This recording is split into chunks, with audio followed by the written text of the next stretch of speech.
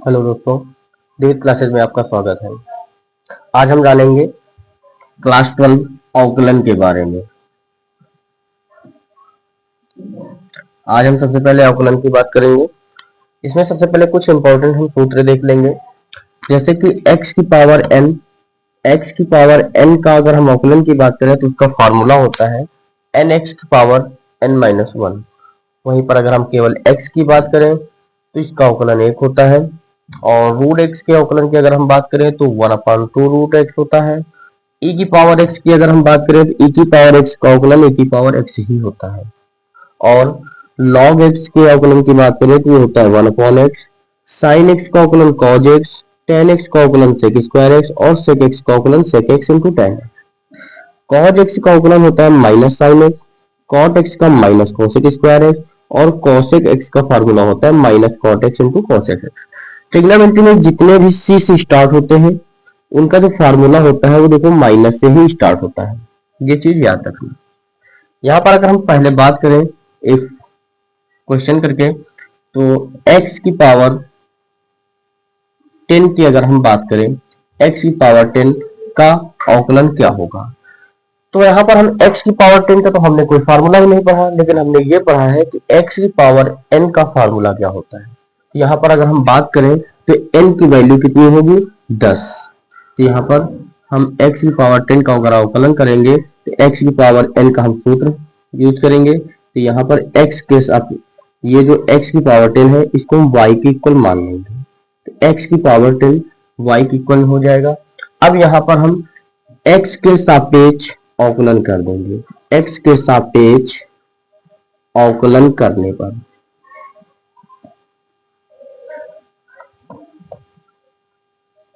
x के सापेक्ष जैसे ही अवकलन करेंगे ये d बाई डी एक्स और y।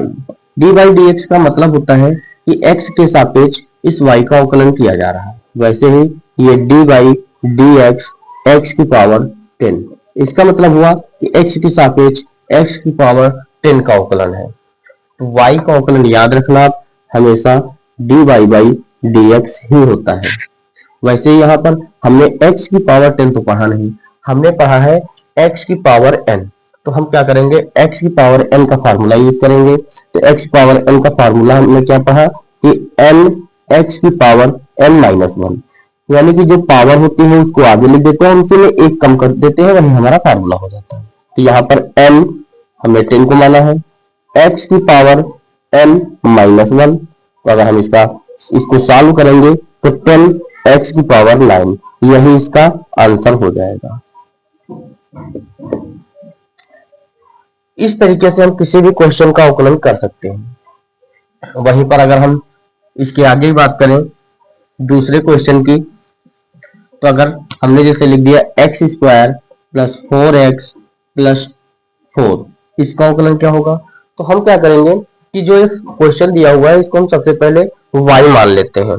y जैसे ही मानेंगे तो ये हो जाएगा y equal x square plus 4x plus 4।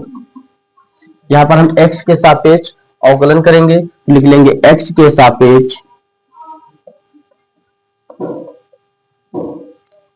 अवकलन करने पर